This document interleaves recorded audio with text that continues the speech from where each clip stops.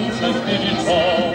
И бойцу на дальнем пограничье от Катюши. Все это было, все это в нашей памяти, в наших сердцах, и не надо забывать об этом. И я думаю, что и уверен, что здесь, в Таджикистане, эти события никогда не будут забыты.